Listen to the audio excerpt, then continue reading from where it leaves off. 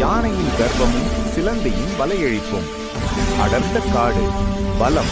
பெரிய யானை தண்ணீருக்காக ஆற்றை நோக்கி நடக்கிறது. பாதையில் நூல், சிறிய சிலந்தி கட்டியிருக்கும் ஒரு அழகான வலை இருக்கிறது. பலம் கர்ப்பத்துடன் வலையை கவனிக்காமல் நடந்து அதை கிழித்து அழிக்கிறது. கோபத்துடன் கத்தி வலையை குப்பை என்று இகழ்கிறது.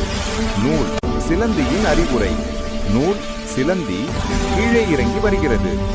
யானை தனது பலத்தால் கேலி செய்த பிறகும் நூல் அமைதியாகவும் உறுதியாகவும், வலிமையும் பெரிய உருவமும் மட்டுமே ஒருவரின் மதிப்பு அல்ல என்று பதிலளிக்கிறது.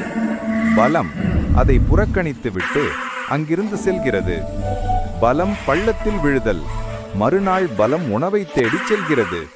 வேட்டைக்காரர்கள் இலைகளால் மூடியிருந்த ஒரு ஆழமான பள்ளத்தை அது கவனிக்காமல் அதில் தொப் என்று விழுகிறது. பலம் பீதியடைந்து உதவிக்காக பயங்கரமாக ஓலமிடுகிறது.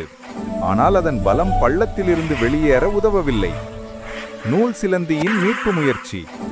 பலத்தின் ஓலத்தை கேட்டு நூல் சிலந்தி பள்ளத்தின் விளிம்பிற்கு வருகிறது. யானை அதனிடம் கெஞ்சுகிறது.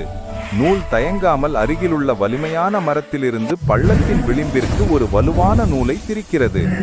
அது தன் மெல்லிய நூல்களை பயன்படுத்தி பள்ளத்தின் பக்கவாட்டில் படிப்படியாக ஒரு சிக்கலான ஆனால் வலிமையான கயிற்று பிணைப்பு அமைப்பை உருவாக்குகிறது.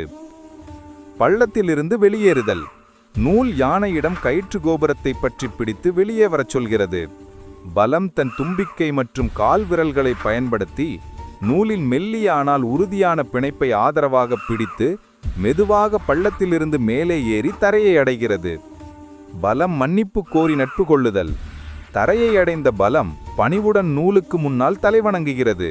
தனது கர்வத்தை பற்றி வருத்தப்பட்டு, உன் புத்திசாலித்தனமும்